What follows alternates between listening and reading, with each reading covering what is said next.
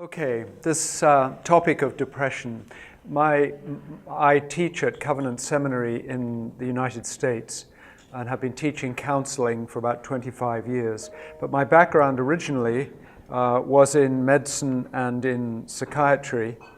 And then I have also been associate pastor of a church. So in a way I have ranged across the medical, the psychiatric, the pastoral, the theological aspects of depression, and I bring them together in this context this afternoon. I wrote a book many years ago on depression, and just right after that book was published, it was almost like the Lord said to me, "You think you know something about depression? Let me show you a thing or two." Because I knew it all up here academically, but I had never really experienced depression until a whole lot of things happened in my life. My sister died in childbirth. Her husband, a few years later, took his own life. A lot of difficult changes at work. And I found myself spiraling into a place I'd never been before, where life looked pretty grim. And I said to my wife one day, "I feel like a ship that's sinking, and I don't know how to get out of here." Well, through various friends and help of different forms, I came out of that before getting too deeply into it. But it certainly gave me a much deeper understanding of the pain of people who are in what we would call serious or clinical depression. So this was the second edition of the book in which I talk more about that at the beginning of the book. So the question that comes to us is, very often within the church, is depression sickness or is it sin? And on the one hand, we read a lot in the secular literature, depression is a mental illness that needs treatment. On the other hand, within the church, we hear quite often depression is a sin. At least as one Christian counselor put it, depression comes as a result of a failure of self-control and self-discipline.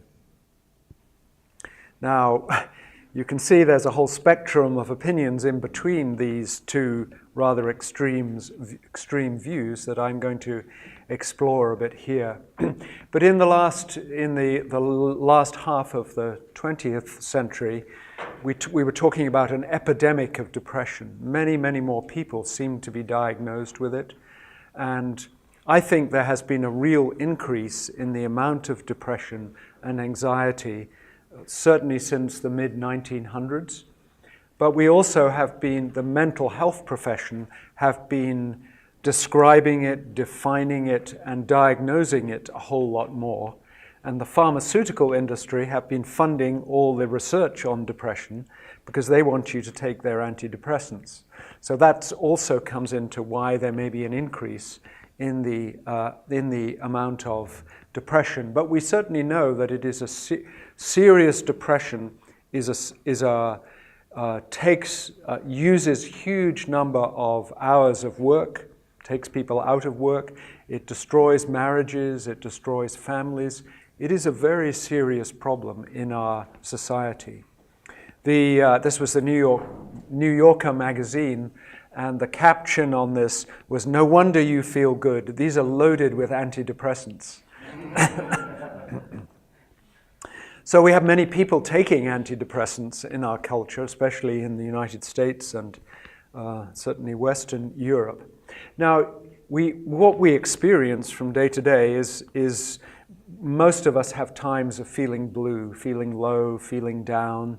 That's a normal human experience. We get sad, we get discouraged, we get frustrated, we perhaps are grieving the loss of something in our lives, a person or a job or a pet or something like that.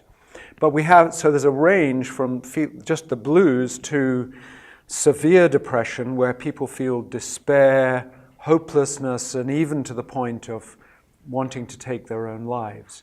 And it's that end, we need as pastors and as counselors to be able to discern where to encourage people to get help. Is it something you as a pastor take on to help, or a friend to help someone?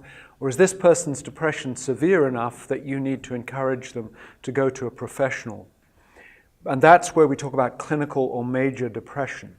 So we have some ways of discerning when this depression gets serious enough that it should go towards a professional. There are a number of really good books that describe the internal pain of depression. This book, Darkness Visible, by William Styron, is just a thin little book, but he describes very vividly the pain of serious depression. So some people, of course, get to a place. We had a year in St. Louis, Missouri, where 3 pastors took their own lives. In the United States, 90 people commit suicide every day. And so some people get to this place where, as this man said, the pain grew and grew, and I began to experience suicidal thoughts. I realized that life for me was at a desperate impasse. I thought of the garage as a place where I might sit in the car and inhale carbon monoxide. I look at the rafters in the attic and think of them as places where I might hang myself. I looked at the sharp object as being an implement for my wrist. And we know that the difference between here between 1999 and 2014 in terms of the suicide rates, but there has been a steady climbing rate here. Every year, 40,000 Americans kill themselves. And veterans coming back from battleground situations are killing themselves. 20 of them are killing themselves every day, or did in 2014. Men tend to commit suicide 3 to 4 times more than women, at least successfully take their own lives. Women attempt suicide about 12 times more than men, but they do not succeed so often. Men tend to use more deadly instruments of guns or hanging or carbon monoxide. So it really is a very serious problem, and we see the difference here between over the age range. You see a peak here at the middle years, and it's thought that many people at that time of life are questioning, what have I done with my life, and often are facing disillusionment and hopelessness, that their marriage has fallen apart, their kids are on drugs, they haven't got the dream career that they wished that they had. And of course, suicide rates in Eastern Europe and Russia are even higher than the United States and Western Europe. So, here I have a map here showing you where the highest rates of suicide are, in the darker colors.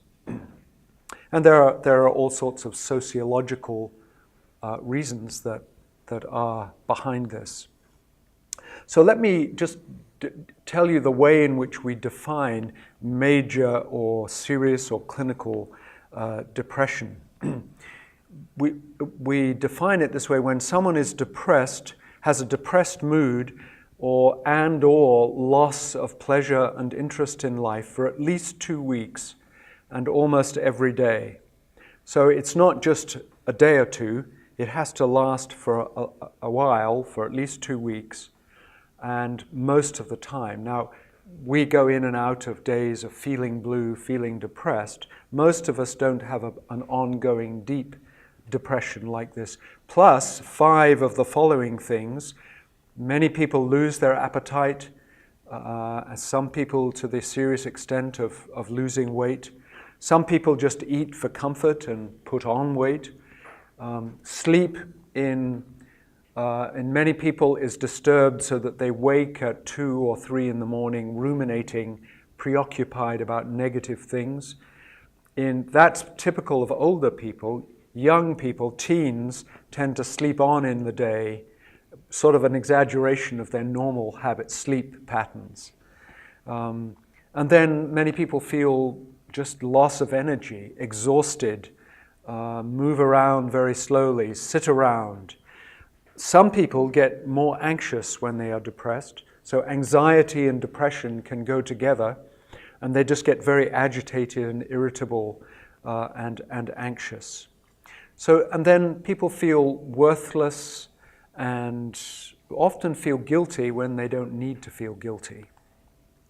Then slow thinking, loss of concentration, indecisiveness, and especially if people are more perfectionist, they find it very difficult to make decisions. They may get completely paralyzed in their depression.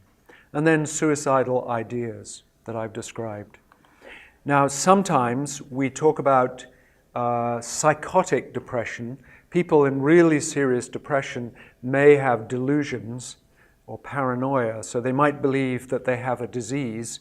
They might believe they have cancer, a tumor of some sort, when there's no medical evidence for it. They might believe that they give off a nasty smell, or that they're being followed by the KGB or the CIA, or so to have paranoid beliefs. And then for Christians, of course, it's very common that someone who's depressed feels that prayer is completely useless. Feels like the heavens are brass, God is not interested in them, He's abandoned them, and the Bible seems meaningless. So it's very hard for them to gain comfort. And if you go back in the literature of the Puritan writers, Christians back in the 16th, 17th, 18th centuries, you find classic descriptions of all of these symptoms. People feeling abandoned by God. And when we'll look in a moment at some of the biblical experiences of depression. Now, women get depressed. It appears that women get depressed twice as often as men. And it's partly because men and women express depression differently. But there is a real difference too, I think, because women, that there are times where women are affected by hormones.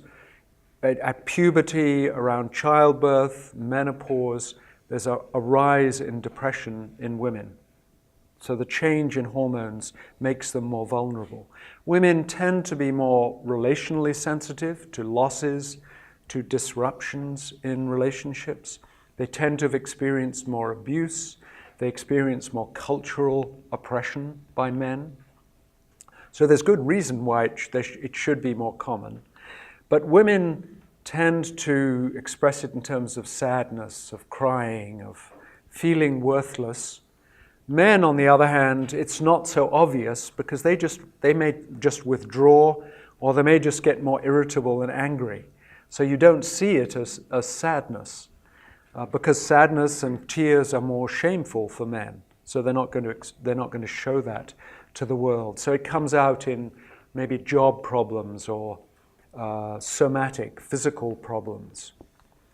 And men tend to deal with it in a different way. They become workaholics, they become sexaholics, they may become drug addicts, alcoholics, and then they also, as we've seen, take their own lives more frequently. Whereas women, it seems, are a bit less shamed by depression and tend to go and talk with friends or with a counselor or with a doctor.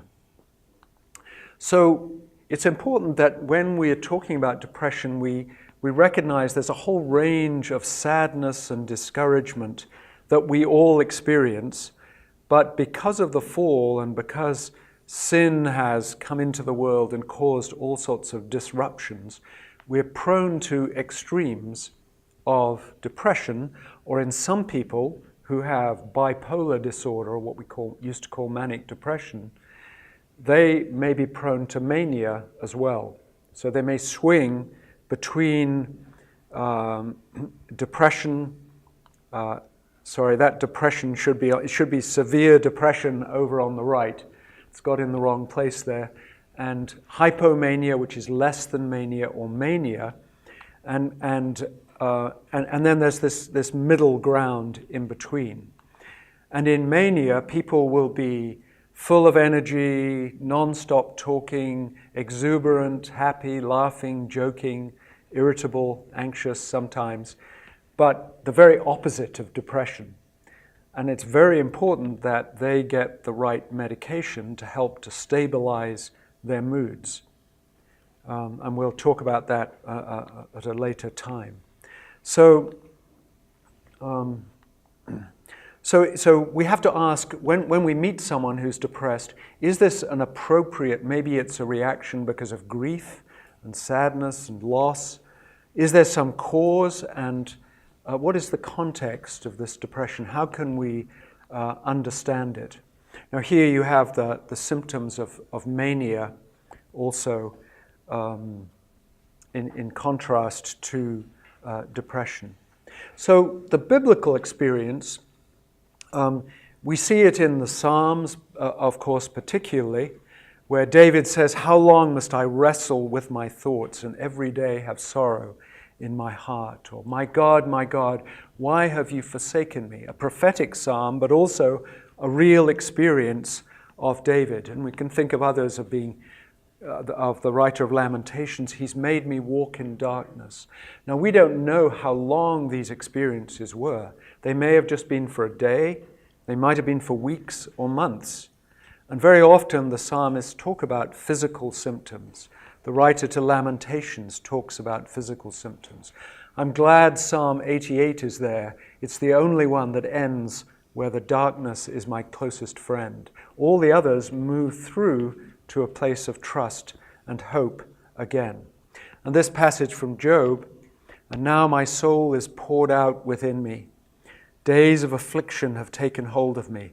The night racks my bones, and the pain that gnaws me takes no rest. You have turned cruel to me.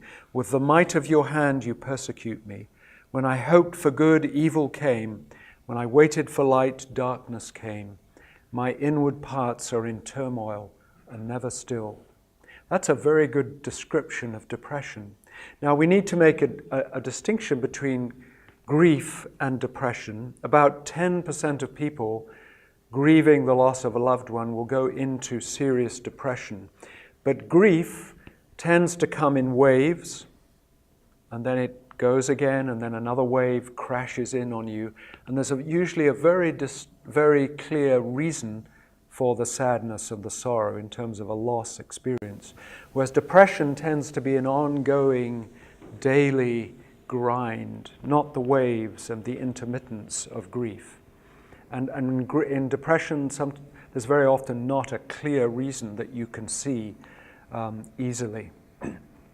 If you think of the men in Scripture, of Job, of Elijah, all of these getting to a point where they wished that they could die. "Take my life, Lord." Or Job saying, "I wish I had never been born." But each of them, if you look at the stories, you remember very different circumstances. Elijah, after the great victory with the prophets of Baal, and he gets incredibly discouraged, exhausted, runs into the desert 200 miles to hide in a cave, and deeply depressed. Moses, with the responsibility of this huge congregation in the wilderness, and he's close to burnout with too much to do. And Jonah, angry with God because God is not a merciful, forgiving God over Nineveh. And Jonah doesn't like the way God is, so he says, "If that's the sort of God you are, I don't want anything to do with you, take my life."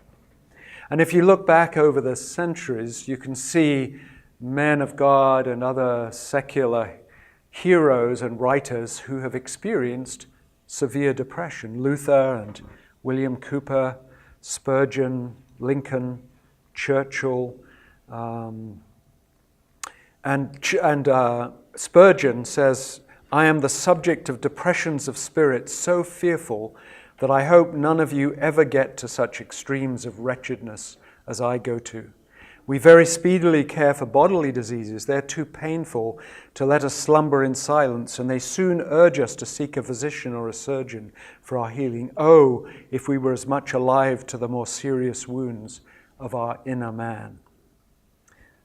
Nothing on earth, he says, that the human frame can suffer to be compared with despondency and prostration of mind. And then these women, to some Christians, some not, have been open about their experience of depression.